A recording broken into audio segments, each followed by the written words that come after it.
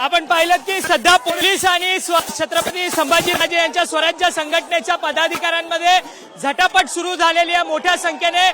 संघटनेच्या पदाधिकाऱ्यांना जे आहे ते पोलीस सध्या ताब्यात घेताना सध्या पाहायला मिळत आहेत आणि पोलीस व्हॅनमध्ये मोठ्या संख्येने आंदोलक जे आहेत ते त्यांना धरपकड केलेली आहे आणि त्यांना